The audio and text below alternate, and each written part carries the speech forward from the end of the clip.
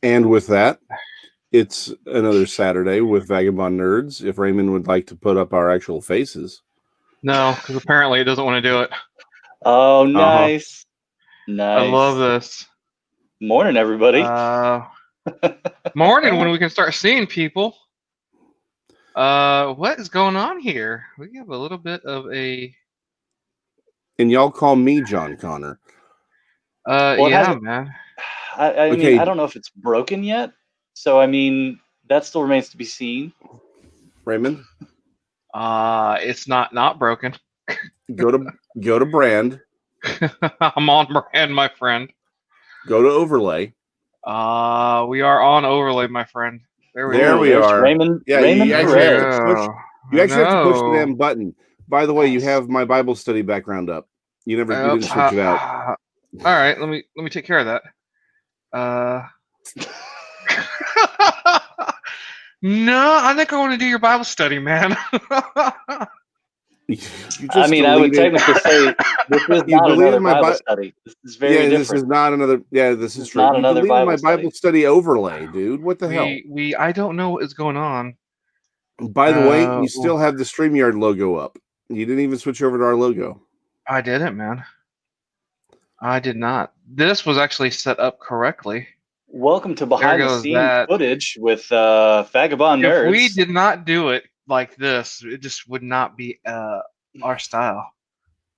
Doggone it, Jason. Morning, Don. I mean, you know, at this point, we might take anybody's face right now. We'll see what happens. Hey, it looks like it's on its way. It's close. Yeah, that's what we got. That's what we got for today. You know, at least it's not Jason's thing. Keep talking while I figure this out. Keep talking while I figure this out. Jason, how are you doing this morning, sir? I'm doing well. I would like to point out, though, that this chaos is brought to you by Titan Comics. Jeremy is currently prevailing, whatever it is. There's a P word that means selling. The finest comic books with graphic novels, statuaries, and other nerd accoutrements. Statuaries. Nice. Well, I mean, look at you with the big words and shit today, huh? Look at the big brain on Brad. And I have a small announcement. Oh my gosh! Hold on. Announcement? Yeah. More caffeine. Are we gonna announce that now? I mean, we kind of did last show. Yeah, but we might as well do it now. Since there is news on this, man, I was with Ray last night, and I think his dictionary is rubbing off on me, unlike what he did. His something that starts with a D is rubbing off on you. I'm sure. Dictionary was rubbing off on you, all right. No, but October 31st, I will be at Titan Comics selling and signing my new book, Metroplex Monsters. Oh, nice! You got a new job. Congratulations. You did. We're not going to help you with this, Jason. Oh, wait, no, I'm sorry. You're a guest. You're a guest there, so you're like, okay, I follow. Sorry. And I imagine congratulations. that one or both of y'all jackasses might show up if people want to come by and say hi. Don, I just want to make sure that you understand that we've got Jason and my face on here. If that hasn't scared our two fans away, like yours is not going to worry us at all. So that's why we have Sean. Hey. Sean's a pretty one. Jason's looking good. I was just thinking, Jason, you're looking fit today. Thank you. I don't know. Maybe it's the nice blue shirt you've got on. I'm not really sure what it is, but you definitely you look a little thinner, a little bit fit today. You've been working out. I've been working. Lifting? Yeah. No, not lifting, but working. I am actually trying to work out a little bit more. Just saying. Good. Well, he's got to drop all that weight that he wants to lose before he apparently goes to Titan. Oh, before you do your swimsuit issue, basically. Yeah, before this. Yeah, exactly. Okay, good. So I think it was Don who had posted the Naked Sasquatch Day thing today, and when you say swimsuit thing, Sean, I just immediately think that's what Jason would look like. Yeah, yeah. I will be premiered. Oh, yeah. I will be premiering in the Sexy Sasquatch calendar for 2021. And that's it. Well, good night, everybody. Sasquatch calendar. So basically, what you're telling me is all we're going to see is either blurry photos or just a foot. God, I hope it's blurry. Yep. I actually kind of want to see that now. I want to see a blurry Sasquatch bikini calendar. I don't know why. It's probably because I'm sick. I would love to see that. I think that would be highly entertaining. I think that's a sign of COVID, Sean. You know what? I'm gonna suggest this to Gary out. Larson. I'm gonna suggest this to Gary Larson. I'm gonna see if he can do a Far Side Sasquatch calendar, and it'll just be all blurry photos of bikini. Well, how about we not give ideas like that out, and we just do it ourselves? Yeah. Okay, well, let's do it ourselves then. Okay. Yeah, let's do that. I'm fine with that. I mean, I didn't want to presume that Jason didn't have bigger things to do. He just wrote a book. He's going to be at a signing. He's going to be selling his book live. I mean, he's hitting the big time here. Jason, I gotta ask you, who's your first interview with? Because I know you got some interviews lined up. I'm lining them up right now. My first interview officially for the book is going to be with a couple of losers on some small-time Facebook show. What's the name of that damn thing? It was they were like begging me. They're like, "Please come. We have only 3 subscribers, and you're the biggest guest we've ever had." What was first off? Vagabond Nerds. No. First off, I would not let you talk about Annex that way. I'm a friend of Genesis, and I'm a friend of an unbiased Ann. And for you to sit there and say that about them, how dare you, sir? Just you're done. Get off the show. How dare you? All right, Jason, we try not to make a habit of bad mouthing other people on the show, Jason. That's so not I appreciate it if you keep those opinions for yourself. Hold on. Since when? Don't give me that bullshit. Bad mouthing ourselves is fine. Self-deprecation is completely normal all the time. We do that every day. That's our draw. That's our base. It's us. We're the 3 people who watch this show. That's right. Ray, are you playing with everybody's? I am playing with everybody over there. I am. You like that? It's a shame I can't actually. I mean, I know Don's posting pics, but I can't see them since it's not coming through on the StreamYard. Yeah. So yeah, but I see them. I see that there's something there. It's just they're blanks. Yeah, there you go. But we are going to. God, I can't believe we're going to interview Jason McLean, one-time self-published writer. I mean, it's just going to be a show full of nothing but the 4 questions. Just over and over and over again. Over and over again. We're going to ask you the most ridiculous things in the world. So. Oh yeah, dude. You better be prepared. But just don't be prepared. Be completely unprepared. My loins are properly girded, sir. Your loins. It's nasty. That is nasty. What are we talking about today? Because it's not going to be Jason today.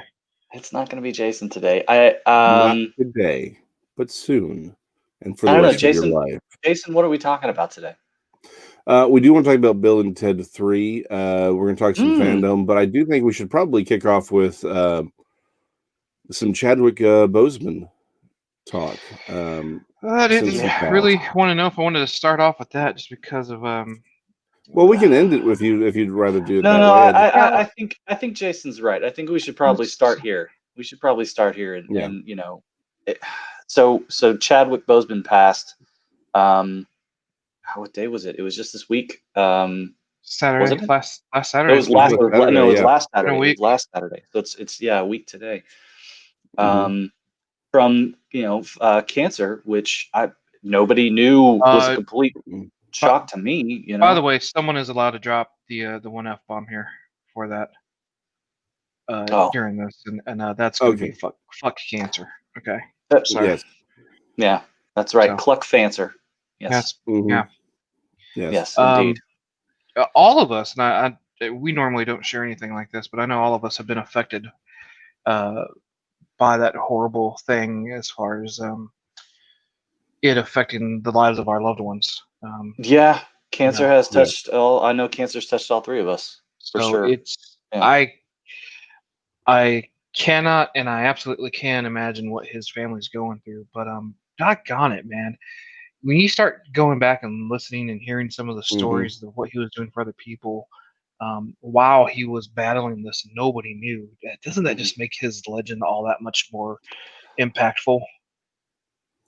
Indeed. Indeed. Yeah.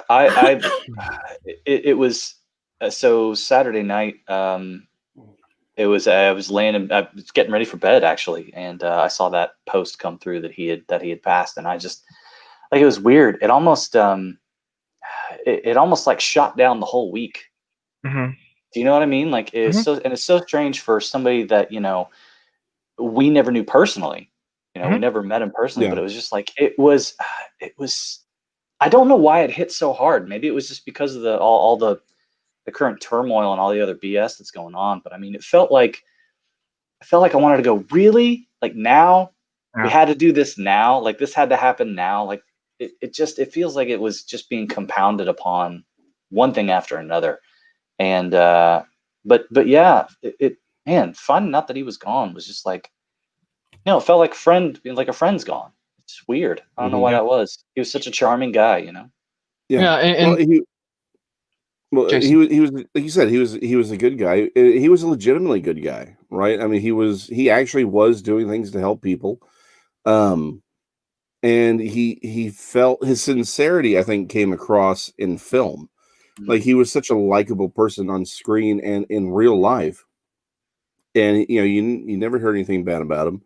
So I mean, his sincerity is something that I think you could feel, and then to realize he had been fighting cancer this entire time, it changes, and you realize that the reason he didn't want to tell anybody anything was because he wanted his work to stand out.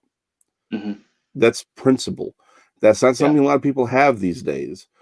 And which is what makes him, I think, stand out a little bit more. It's that principle. It's like, I'm going to be the artist first, and I want my work to be what I'm remembered for, not because of some disease that I had no control over. There's a lot of stuff. Yeah, I mean, I think that's why it hit so hard. Yeah, very well put. Very well put. Yeah, for me, it was just that he was, I'm getting older, and I don't think I'm old, right? But I know otherwise. But for him to be only 1 year older than me, like that was kind of I can't imagine. And I know there was the articles when you go back and look at that one interview he did, I think for it was either Entertainment Weekly or BET. I cannot remember, and I could be wrong too. It could end up being like XM Sirius, but he was talking about the children that he was visiting in the hospital that were terminal, and how tore up he was. And I can't help but wonder if he had already known by that point that he too was carrying cancer. And I can't help but wonder if part of that breakdown during that interview was him also realizing his own mortality.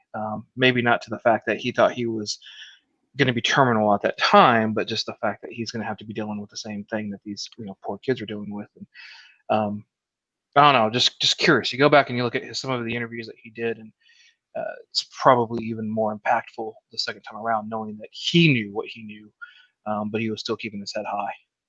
I would think, given his character, like we've been talking about, his actual character, his moral character, it would stand to reason to me that, I mean, I'm sure that it's going to hit you that hard personally, no matter what you do. When because he'd been fighting this for 4 years. I think they said it was a 4-year struggle. 4 year. And that means it was if I'm not mistaken, that was before Black Panther. I mean, that was before everything. Like he was going through it during that time, or at least in the beginning stages of it. But I mean, so yeah, you harken back to, you look back at him in an interview and what he was going through. I don't know that it would necessarily be him coming to grips with his own mortality at that point. My thought would just be that I'm sure it had to. He probably went and did that with the kids because he already knew how much it meant to him at that point. Like he's like, man, if I know how this feels for me going through it, so it's more or less.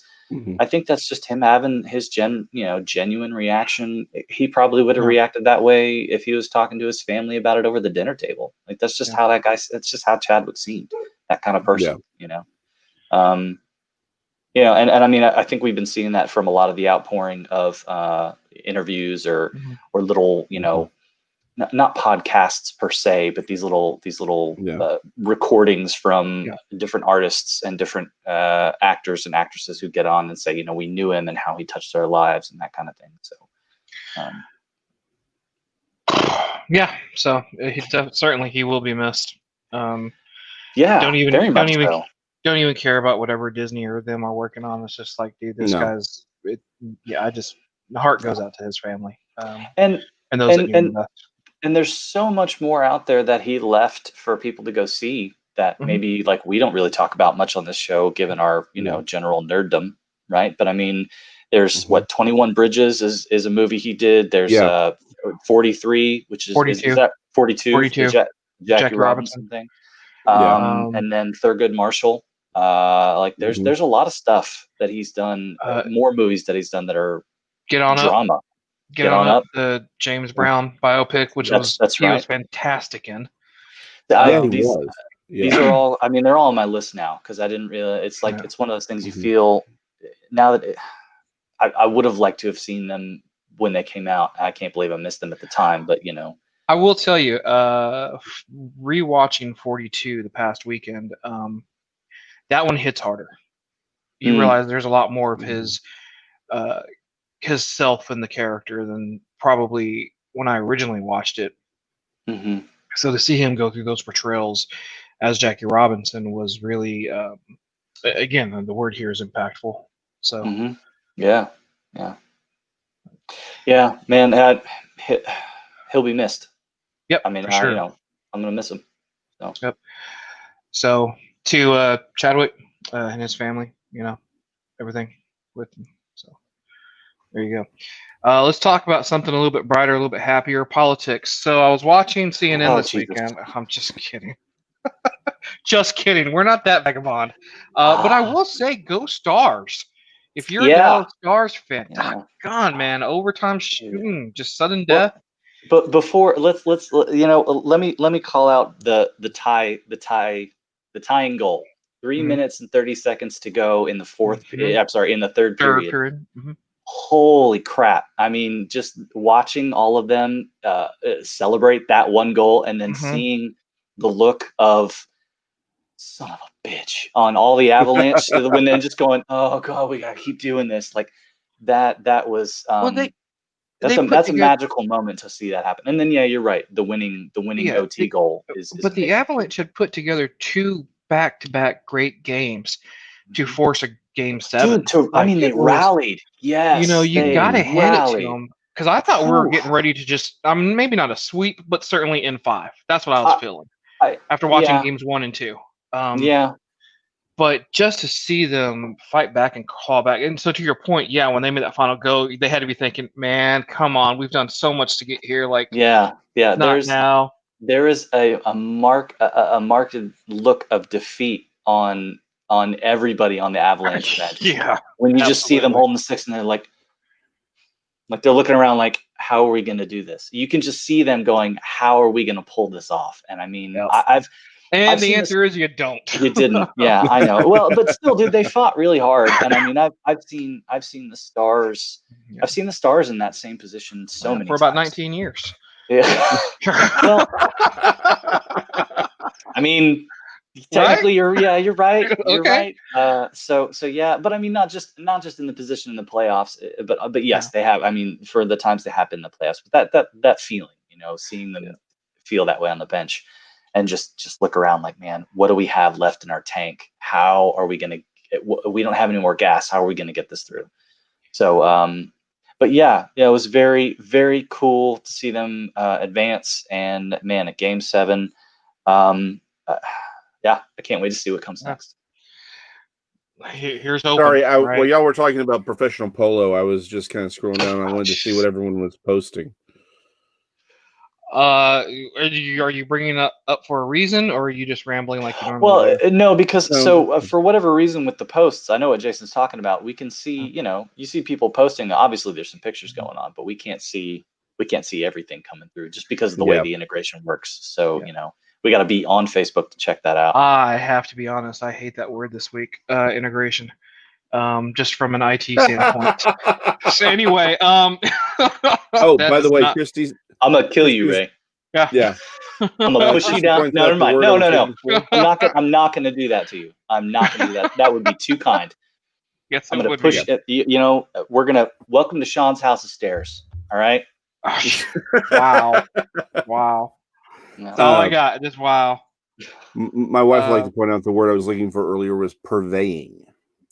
Titan Comics, Jeremy, is a purveyor of fine comic books, graphic novels, statuaries. Did your wife just grammar Nazi you on our show? Yes, she did. Because that's awesome. Mm-hmm. That's what that feels like. No, Ray, that was her helping him. I'm very sorry you don't know what that feels like. Yeah, I don't. Grammar me, no bad. I've seen your emails this week. I'm aware. Yeah, no, you saw frustration this week is what you saw. All right, so I see that that's part of it too. Yeah, I see that ANX is looking at the show as well. What I will say is, as we roll into DC fandom, so we talk about it. DC, so yeah. I mean, I'm glad he's here Genesis for it. is a huge fan of DC. He loves. I heard that. Everything. I mean, just obsessive, really. Follows Superman. Honestly, follows it Batman. shocked me. Yeah, no, I have to talk him down DC.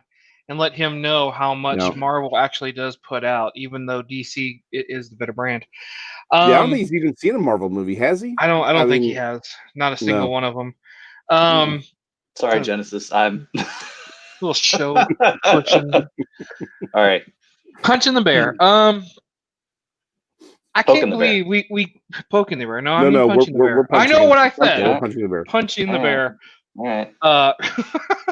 Sorry, just saw the comments. So,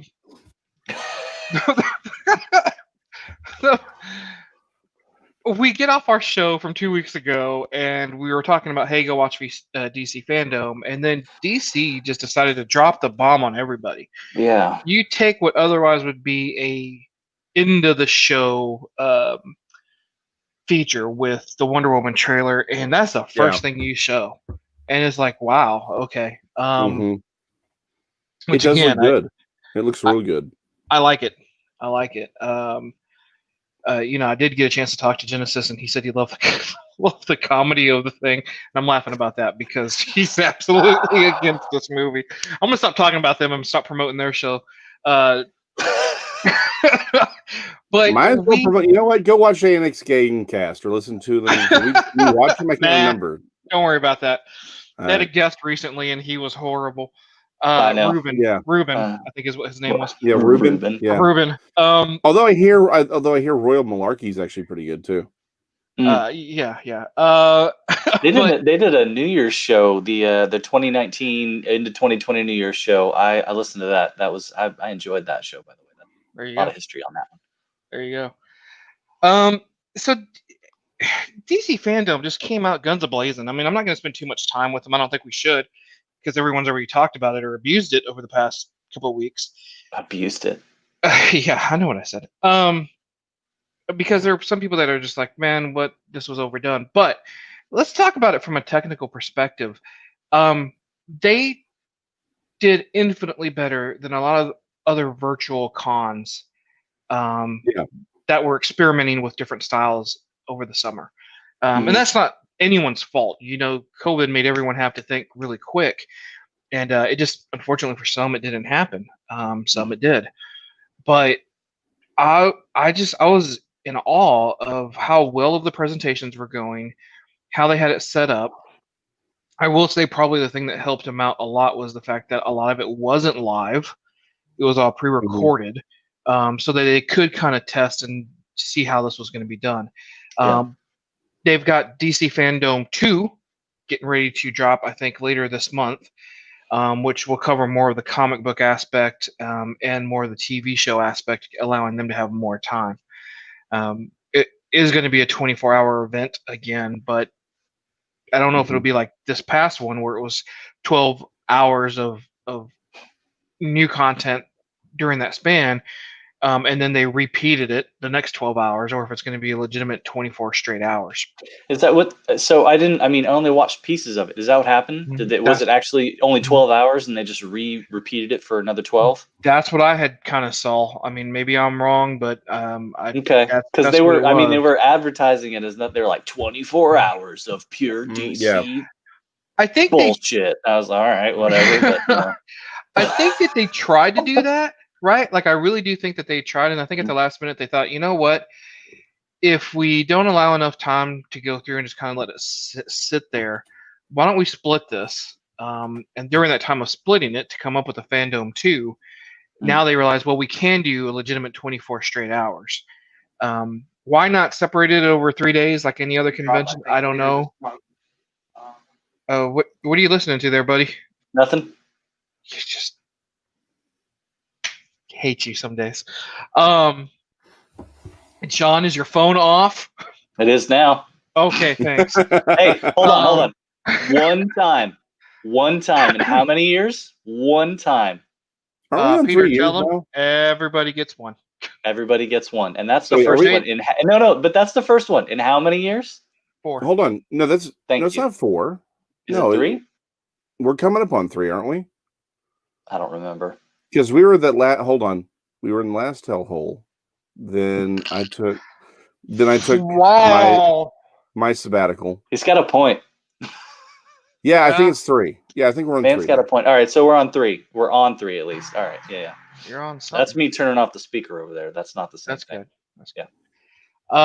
But yeah, I mean, and then we get the Hallelujah trailer, right? And I'm speeding through some of the stuff. Oh, the Hallelujah trailer, yeah. But that was just a great big finger to the DC execs at the time and Joss Whedon, it felt like. You know, when you have that song going on in your trailer, it's like, hey, look, man, I'm finally giving the people what they want. Not that he's wrong about it, but, you know, it certainly was one of those moments. The trailer was, I don't want to say, I mean, like, fantastic. It was good. I liked the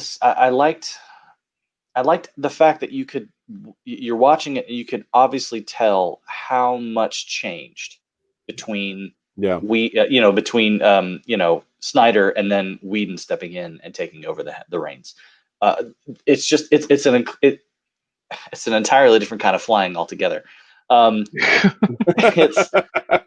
the overall tone of the entire movie fits better with the other 2 previous films. I just think I'm very interested to see what are they doing? 4 hours? Is it 4?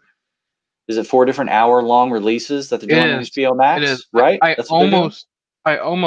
is exactly what they're doing. But I almost wish they would add 2 more hours and just make it because whatever you were gonna do, look, at one point in time, Justice League was parts 1 and part 2.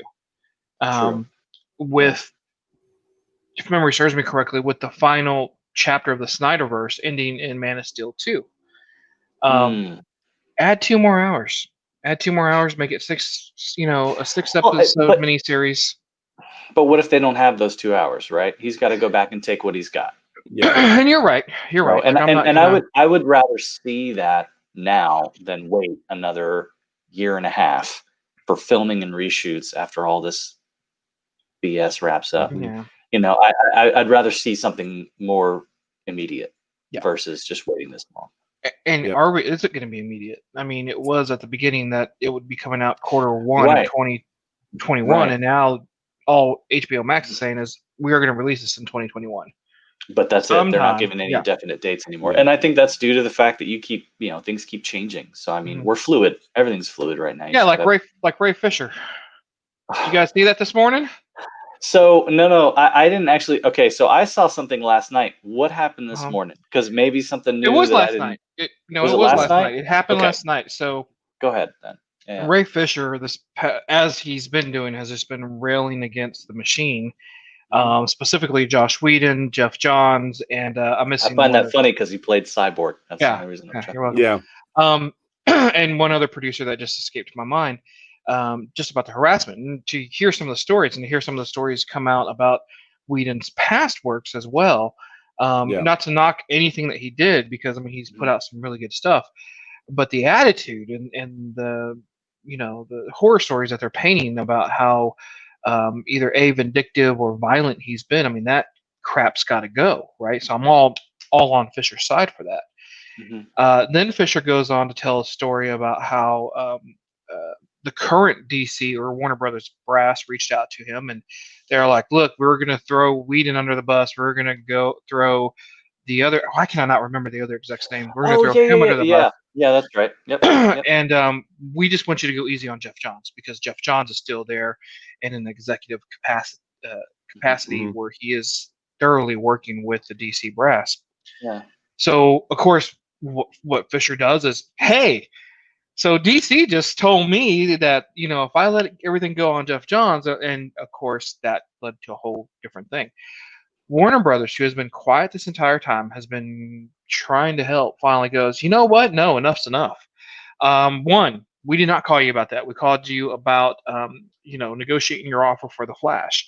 We talked to you about getting with our outside and private investigators to help us determine what happened. You have not answered their calls. They have tried multiple times to reach out to you. Nothing's happening. The main guy, Hamada, right now, like, yeah, he did reach out to you. None of this was discussed about saving face with, Jeff Johns. Like, they came out and they're like, look, we are wanting to make this right. We are wanting to make any claims that we want people to know we're investigating, that we're going to take the proper steps to make sure that everyone has a harassment-free environment. But what Bray Fisher has stated these past couple of days is absolute BS. That's pretty bold, especially if you're trying to get him for The Flash, or any other future projects. I don't know. And DC is in a place, it's not like they can fire him. That would be infinitely worse than them trying to just combat. But you can see they're starting to get a little tired of Fisher. And is that because he's not playing the normal Hollywood game? It's quite possible, man. I mean, there's a lot to be said about the climate right now, and it's I mean, so it's very difficult, I think, to just we're not there. Obviously, we're not in these talks. We don't really know what's going on. We just know that he said type of thing. So I mean, we just have to sit back and kind of watch and see what's going on. I just ultimately, I think the hope is that everyone and anyone who has done anything that's wronged one another, like people should apologize. People should try to be better. We should try to be better all around. And the people on the other side who have been wronged, those people as well need to be able to be in a position to listen to others and say, I accept your apology, or I don't, right? Or it's not enough. Like we have to come to terms, but there's got to be a negotiation there somewhere. It's called compromise. Sean, it's always compromise. Don't speak logical. Stop it. Yeah, absolutely stop it. It's, for lack of a better term, man, it's marriage counseling. It's relationship counseling. That's absolutely right. Yeah. And it's the same way in friendships, and it's the same way in a business deal. I mean, everybody's got to feel comfortable, and everybody's got to feel heard, and that has to happen. But people need to be rational as well on either side. It doesn't matter if a bunch of people were wrong, freaking own up to it. But also, let's not overcorrect it and be like, no, it's got to all of a sudden be all in my favor, no matter what. It's like, no, we got to find that middle ground. There's got to be that middle ground. Yeah, that's the place where everybody can be happy, and people still take their licks when they need to. So let's get. Yeah, they do. Wait, what are we talking about? Well said, John. Well said. The Batman trailer. Hold on. Yes, the Batman trailer, but more importantly, did I see a news story about Robert Pattinson? COVID. Pattinson has COVID. Was diagnosed recently with COVID, so I guess they restarted their shooting on a few of the scenes, and he came down with COVID. So, one, I hope he's going to be fine. I wish him. I really hope he's going to be okay. Not just because of it's like I want to see this movie, but also because it's like that's some serious shit. So yeah, it affects everybody differently, and it affects everybody differently. So you have no idea how it's going to go. So I really hope he's going to be fine. I wish him the best. I hope he's okay. Apparently, vampirism is a comorbidity, so that's the thing. What? Say it again, Jason. I don't even know if I should joke. He's not sparkling his way out of this one. All right. No. So I really hope. Again, seriously though, I really hope he's okay. Yeah. No. For all seriousness, I know I made a joke about COVID, but it's seriously though, I really do. If you can't joke about something from time to time, you don't. Then life isn't worth living. Well, and again, he should be fine. He looks like he's definitely not in one of the groups. I mean, Jason's like, I've spoken with his doctors. Everything's gonna be fine. He looks pretty good. He sounds good on the phone. He's doing terrific. There's terrific things happening with his people. I've talked to them. They're fantastic. You know what? He's gonna be awesome. He's gonna be awesome. Yeah. He's gonna be the best COVID Batman we've ever had. It's going to be the best COVID Batman ever. Nobody has seen a COVID Batman like Robert Pattinson. It's just but I'm glad you said that because doggone did he look good in that trailer. Yeah. Did he? I mean, again, I go back to those 10 seconds of him just pounding the crap out of somebody. But me and Jason were looking at this last night, and we went back and played it, and we might have had a much larger screen to view this on. Slightly larger than usual. How was that, Jason? Is that fun? Yeah. Getting to be in the Perez estate? Yeah. It is a whole different thing when you sit there in the IMAX room and it's just in your face. Yeah. Did you have any trouble? Did you have any trouble getting through security, or I did. Yeah, I did. Don't listen to him. He had a pass. They let him in fine. Yeah, they do the normal pat down and finger search that everybody gets when they come into the house. He's fine. Okay. Well, so I haven't had a colonoscopy in a few years, so it was good. That's everything good. came back. But in all seriousness, I'm going to go 100% on this. Please, guys, go get yourself checked. It's never too early. That's true. It's just never too early. Never too early. Go get yourself checked. Early. I'm 16. Yeah, you're fine. Ray, I think there's a point where it might be a little early. It might be too early. But when you go back and you watch that scene where he's pummeling the guy, they pan back out. Are we still talking about a prostate? We're talking about talking about the prostate when they're pounding it. He's pummeling the guy. when Batman is beating up one of the thugs and you pan the camera, when you look at the remaining gang of individuals, the sheer look of fear on some of their faces was greatness. It's just a quick moment, but it was really cool to look at the fact that they were genuinely terrified of seeing this guy in a costume. What was that word? Genuinely? I'm about to pound you, and not in the way you want, Sean. Not a friendly type of pounding. There will be no kind of moisture given substitute. Maybe I'm already ready. You don't know. Shh! I'm going in dry. Don't spit that out, and I mean that on multiple levels, Sean. I know. I don't want to ruin this laptop. Thanks. So that was DC in a nutshell. I know there's got to be people going, how do they get DC and prostate exams and other things? Hey, what happens in the fandom stays in the fandom. Look. I don't think we can blame fandom for this one, dude. No, blame anybody. We're talented. We're able to shift and just like back and forth through genres. Like we're fine. We're great. This is perfect. No. So yeah, Robert Pattinson. Looking forward to that. Robert Pattinson. Yeah. Hope you feel better. I love the fact that we actually have him. Okay. Yes, obviously. We're gonna see if we can't set an interview up with him. In the next. Jason's on the phone with his people. Jason's been talking to his people. They're very nice. They're the best people. He's got the best people. Awesome people. Awesome. Only the best people. Can we move on to Bill and Ted 3? I've already lost interest in DC. I'm starting to feel the way A&X feels about DC. Wow. Well, I don't know what you're talking about, Jason. A&X and Genesis specifically loves DC. Loves the DC. He thinks well, it's my love for awesome. DC. It's because I love DC as much as Genesis does that I can't talk about him anymore. It's a very complicated emotion. So did we watch Bill and Ted 3? So Bill and Ted Face the Music. Yes. It Yep.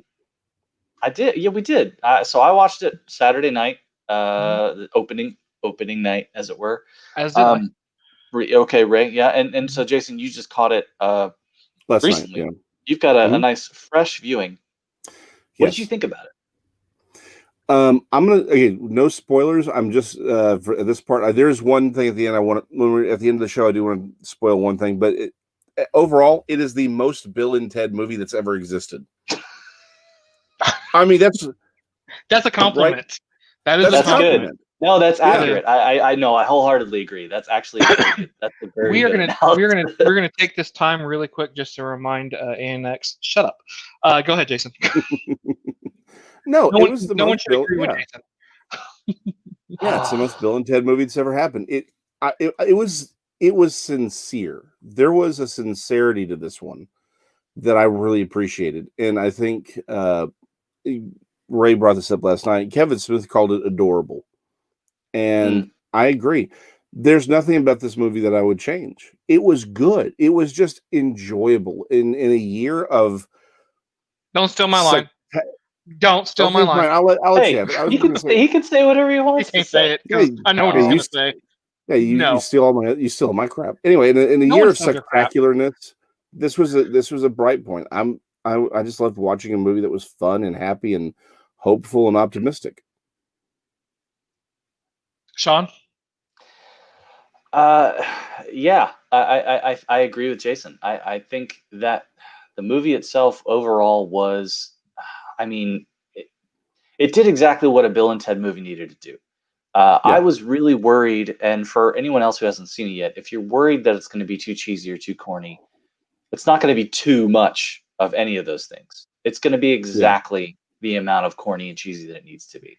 And that was the best part about the movie itself, right? So it knew what it was. And watching, it knew what it was. Sitting down and starting it up and seeing the lead-in footage where they harken back to, the Wild Stallions from when they were playing Battle of the Bands, and then the Bogus Journey and all these pieces leading into the movie, and then showing them now. It's such a great idea. The idea that it's like if you're shown the future, how much of the future is now influenced by the fact that you've been shown what you're about to do.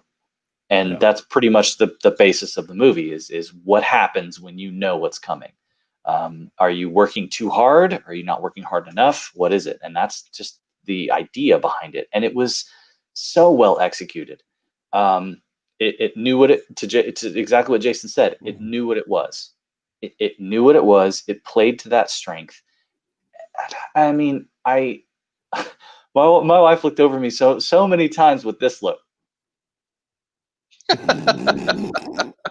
And I just looked back at her and I smiled because I was like, exactly. Yes, exactly that. Exactly that. I mean, that's what you expect from Bill and Ted.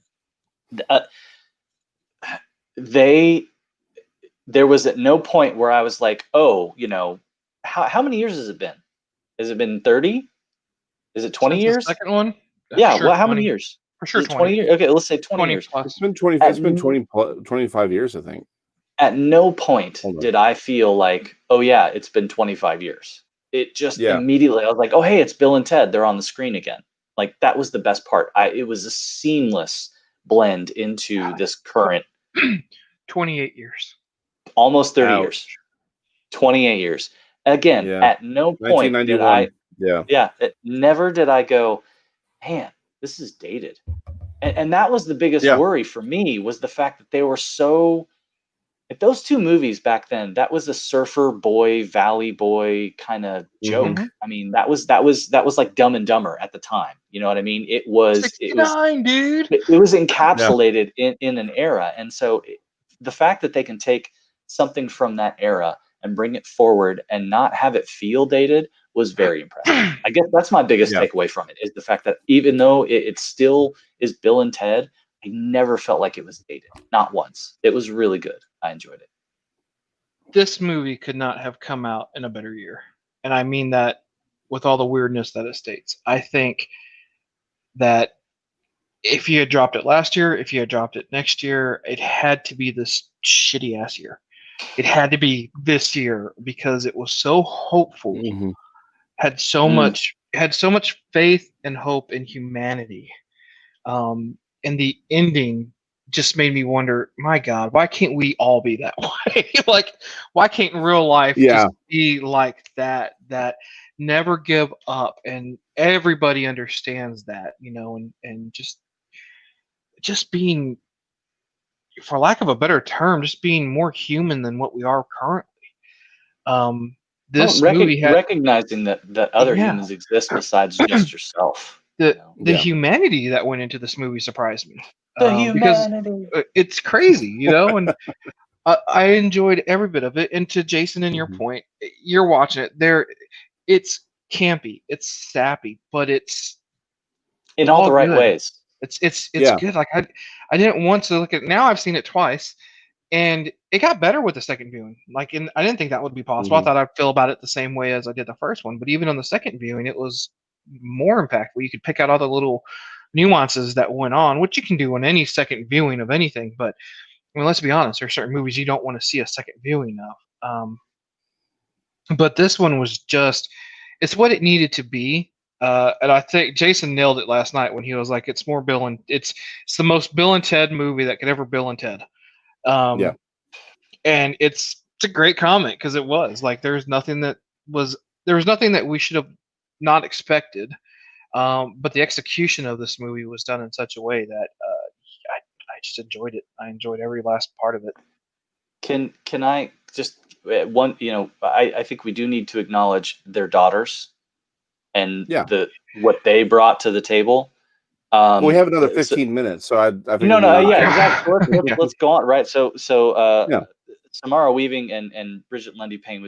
Bridget Lundy Payne has been on a Netflix series called Atypical, which I really enjoy. If you haven't seen it, she's great. She plays the younger sister. Sorry, but she's really good on that. And that was Ted's daughter. Yeah, Keanu. And Keanu's daughter, right? And then Samara Weaving, she's been on another Netflix thing. I'm pretty sure it's Netflix, called Hollywood. Have either of you seen that?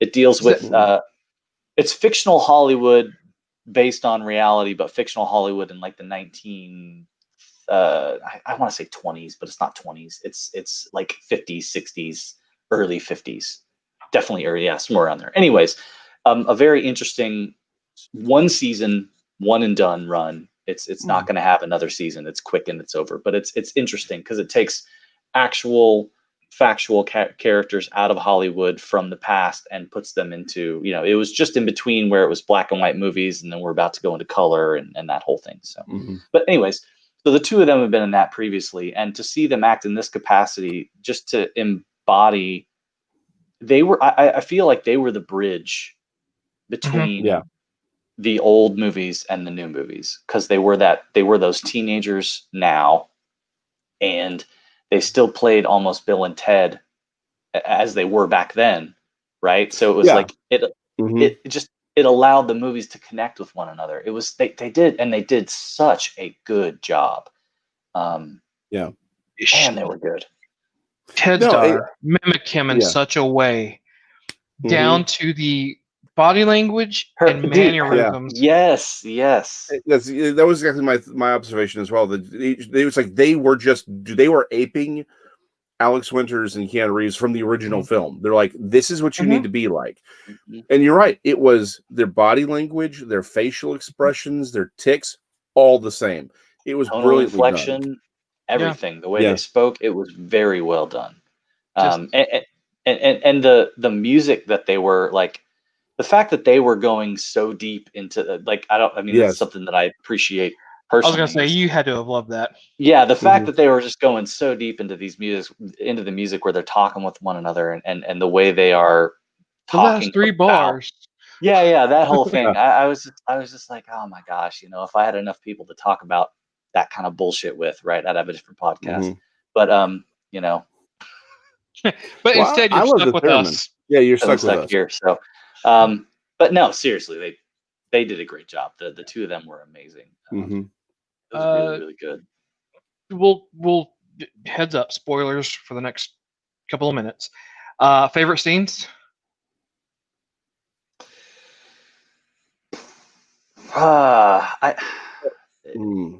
Okay. Favorite or impactful? Go ahead. Because I'll say, for me, I think the thing that got me the most, because the entire movie was great, because I loved the juxtaposition between, like you said, the daughters, which are sort of old Bill and Ted, and then actual old Bill and Ted, because it's like because they are beat down, right? Like Alex Winters and Keanu, like they're beat down by life, like they have been literally busting their head against this wall for 25 years, and they're like, dude. Yeah, I mean, no, you can kind of feel it. Like you can tell, like they're trying really hard, but it's like there's nothing left in the tank anymore. Mm-hmm. But the thing that got me at the end, and so the way they played that was brilliant. But the end line where it said it wasn't the song, it was the fact that everybody played. Yeah, it was everybody together. Right, it was everybody playing it together. It's like that. That genuinely got me, because. It was. Let me tell you, seeing a Sasquatch cry beside you, it's kind of uncomfortable, man.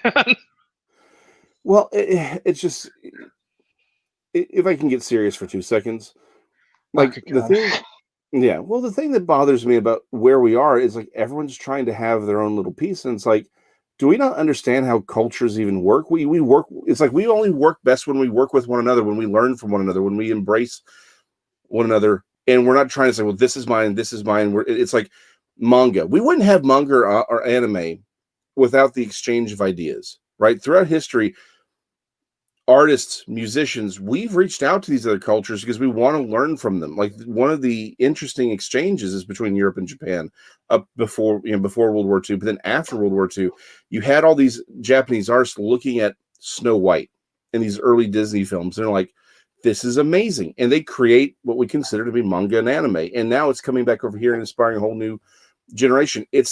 We're all playing. It's the idea that artists and musicians are playing and creating art. They're playing songs, creating art in a larger field to embrace the concept of beauty, to tell the story of humanity. And that's what got me. Keep going, Jason. No, I'm done.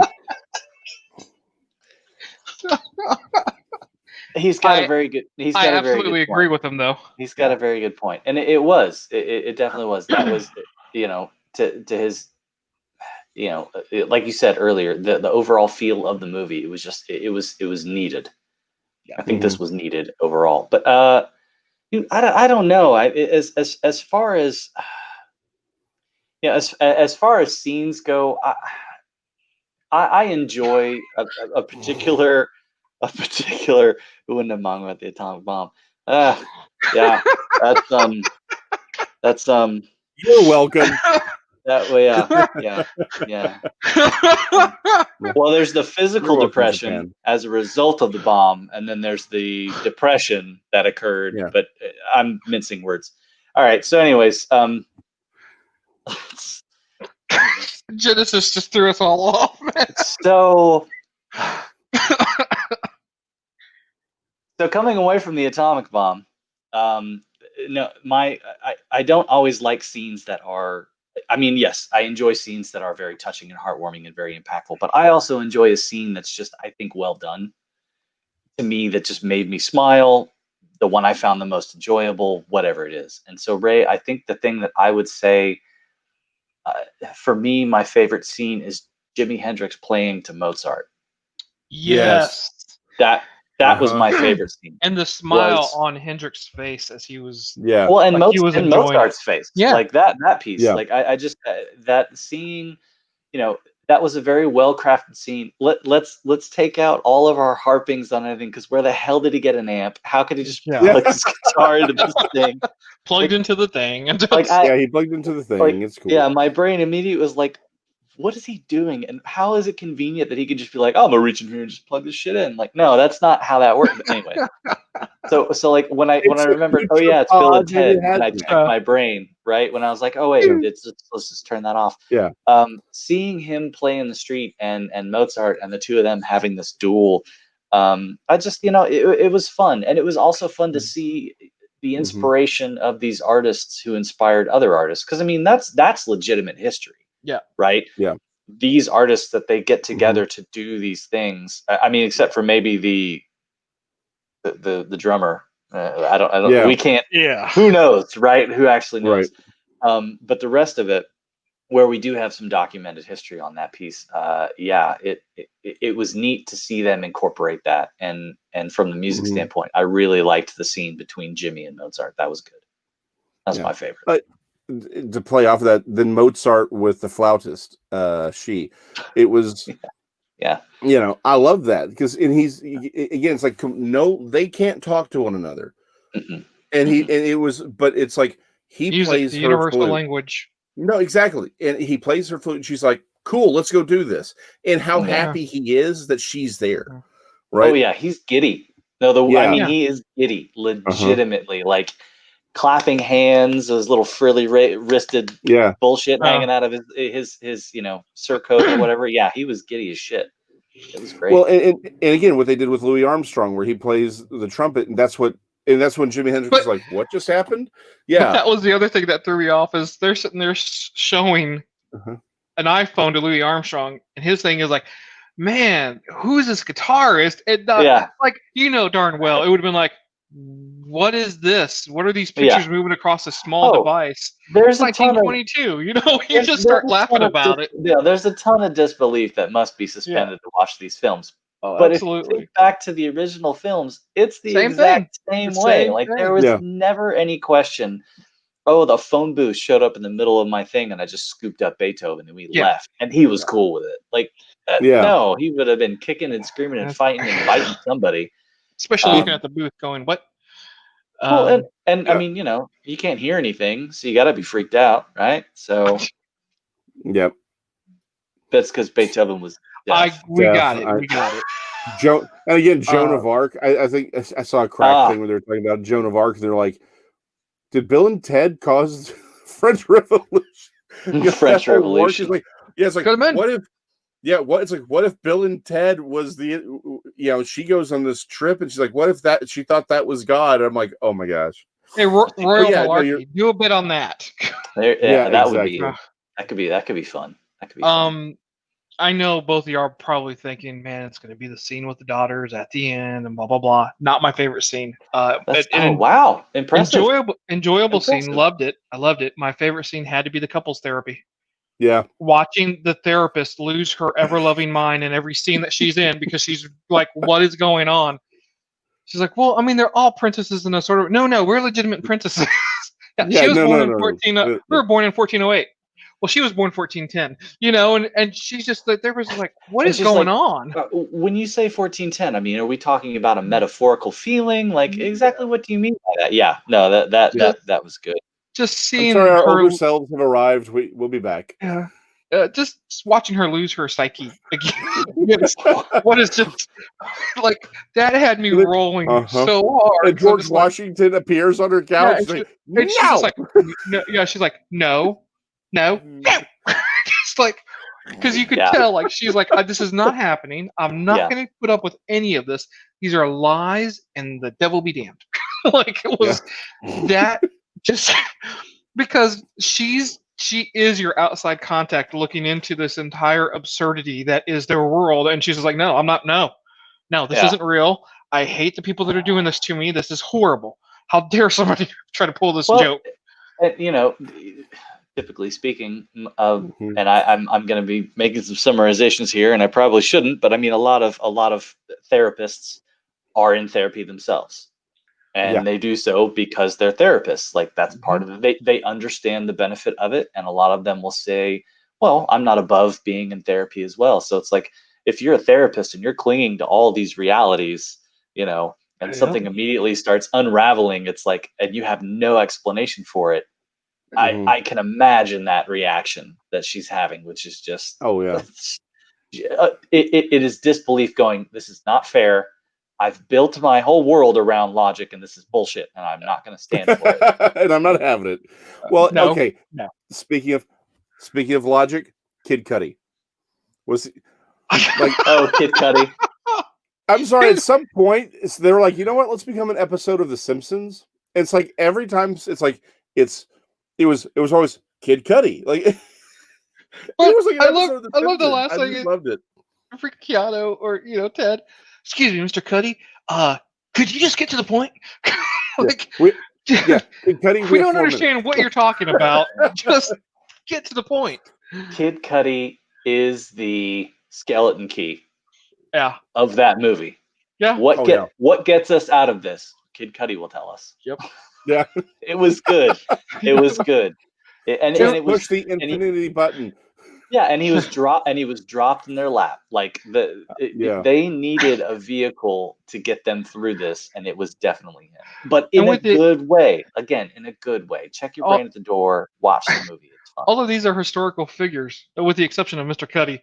Excuse me, I believe I would qualify to be a historical figure at this point. It's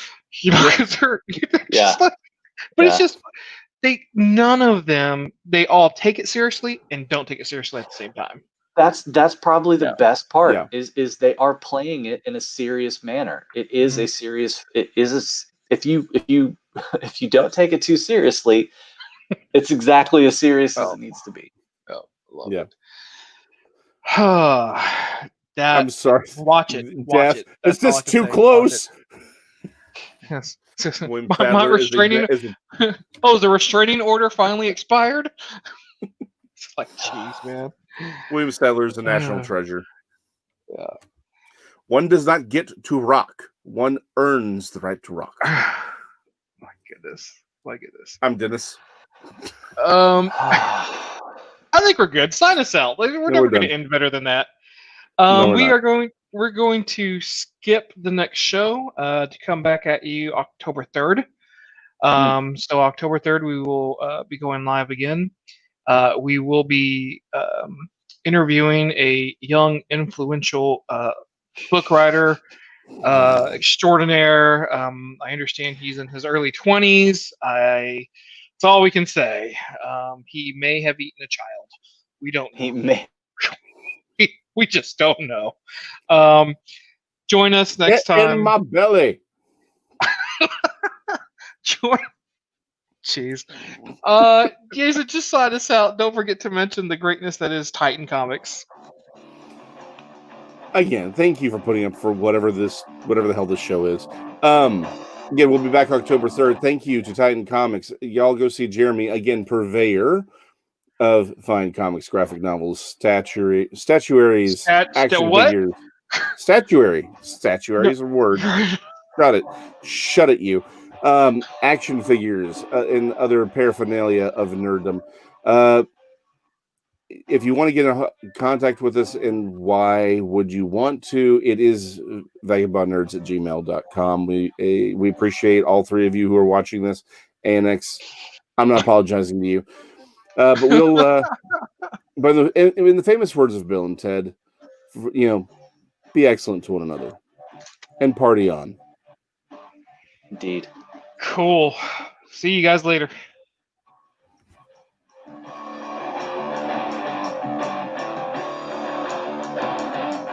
I'm not going to end the broadcast. We're just going to keep going. Okay. All right. Welcome to hour 2. Just kidding. Have a good weekend, everyone.